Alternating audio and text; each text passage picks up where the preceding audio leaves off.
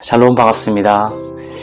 4월 19일 화요일 오늘 하나님이 주신 말씀은 에스라 8장 21절에서 36절입니다. 그때 내가 아하와 강가에서 금식을 선포하고 우리 하나님 앞에서 스스로 겸비하여 우리와 우리 어린아이와 모든 소유를 위하여 평탄한 길을 그에게 강구하였으니 이는 우리가 전에 왕에게 아뢰기를 우리 하나님의 손은 자기를 찾는 모든 자에게 선을 베푸시고 자기를 배반하는 모든 자에게는 권능과 진노를 내리신다 하였으므로 길에서 적군을 막고 우리를 도울 보병과 마병을 왕에게 구하기를 부끄러워하였음이라. 그러므로 우리가 이를 위하여 금식하며 우리 하나님께 간구하였더니 그의 응낙하심을 입었느니라.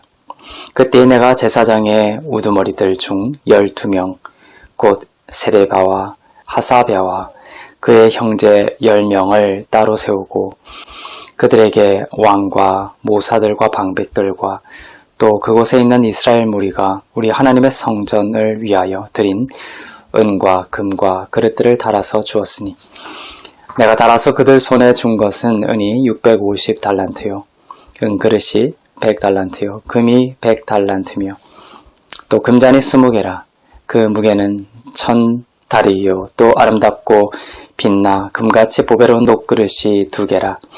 내가 그들에게 이르되 너희는 여호와께 거룩한 자요 이 그릇들도 거룩하고 그 은과 금은 너희 조상들의 하나님 여호와께 즐거이 드린 예물이니 너희는 예루살렘 여호와의 성전 골방에 이르러 제사장들과 레위 사람의 우두머리들과 이스라엘의 족장들 앞에서 이 그릇을 달기까지 삼가 지키라.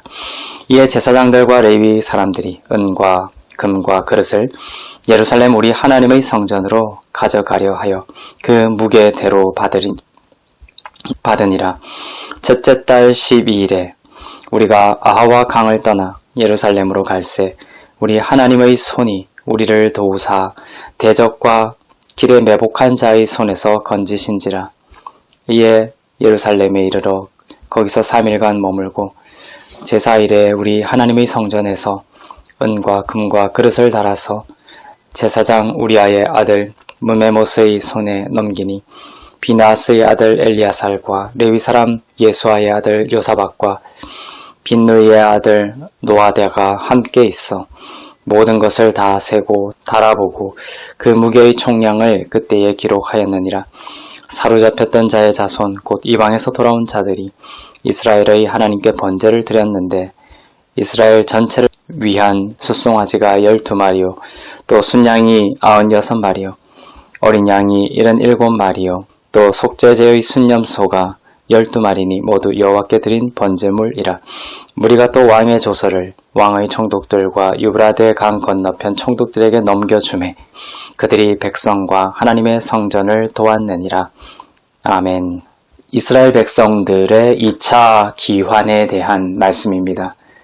에스라의 인도하에 포로 생활에서부터 귀환길에 오른 이스라엘 백성들은 여행 도중에 많은 어려움이 있었지만 하나님의 손이 함께하여 마침내 4개월여 만에 예루살렘에 도착하였습니다.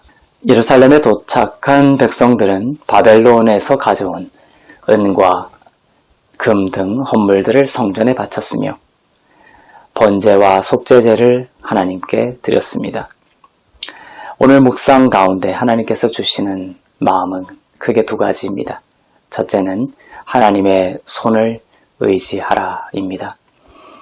에스라를 위시한 2차 귀환 무리들은 아닥사스다 왕에게 그들을 보호해줄 군대도 요청하지 않았습니다. 어린아이들까지 많이 있는 무리였고 또 성전에 드릴 많은 금과 은과 기구들도 있어 약탈과 공격의 위험이 있었습니다. 1100km나 되는 먼 거리를 4개월간 매일 약 11km 정도 걸으며 예루살렘으로 귀환했습니다. 성경은 31절에서 중요한 말씀을 하십니다. 하나님의 손이 우리를 도우사입니다.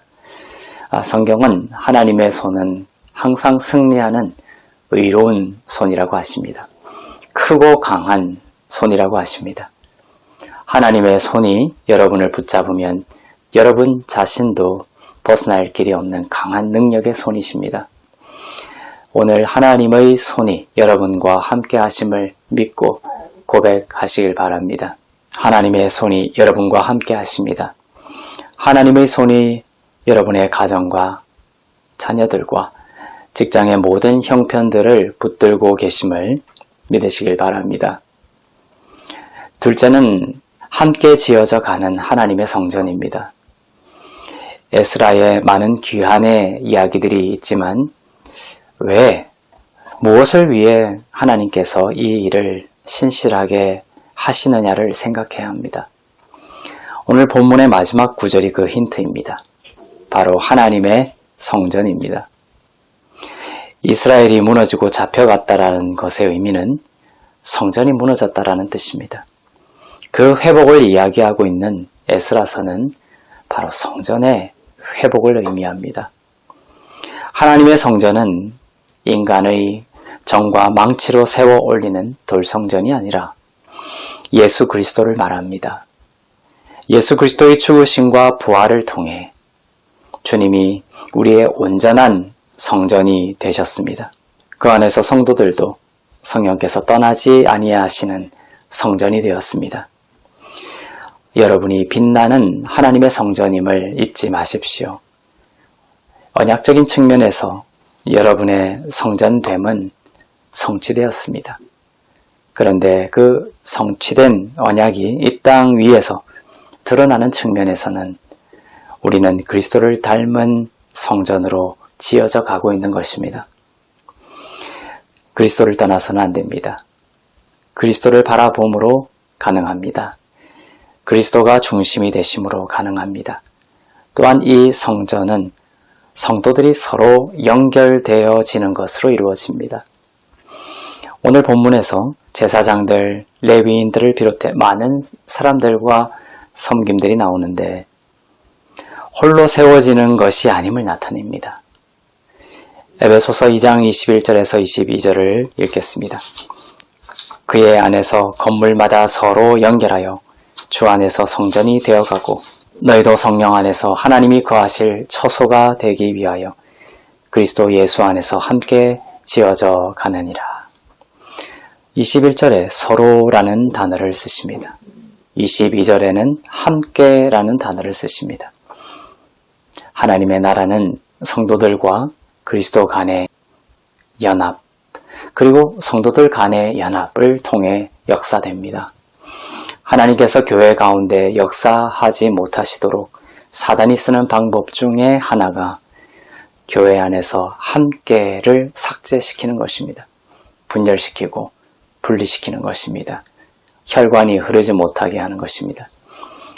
초기 십자가의 모양은 우뚝 선 기둥 하나였습니다. 그러나 왜 지금처럼 크로스 형태가 되었냐면 하나님의 나라는 함께 지어져 가는 것임을 또한 말씀하고 있는 것입니다. 함께라는 것은 때로는 쉽지 않습니다. 나의 생각과 의지와 감정이 물러나야 할 때가 있고 부드러워져야 하기 때문입니다. 그래서 수평적 십자가는 반드시 수직적 십자가와 만나야 합니다.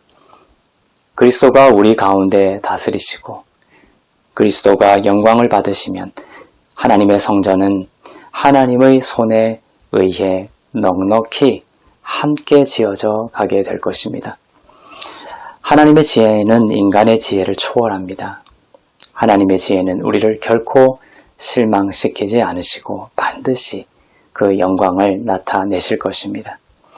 하나님의 손과 그분의 지혜를 신뢰하며 주님이 명거나 부르시면 쓰시기에 편하고 용이한 새끼 나귀와 같은 하나님의 성전으로 지어져 가는 영광의 삶이 되시기를 주님의 이름으로 축원합니다.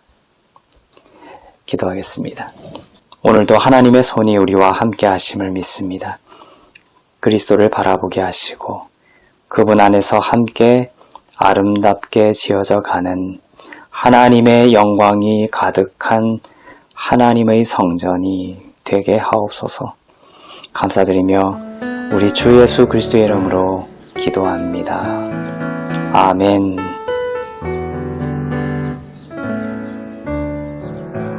대산을 넘어 험곡에 가도 빛 가운데로 걸어가면 주께서 항상 지키시기로 약속한 말씀 변치 않네.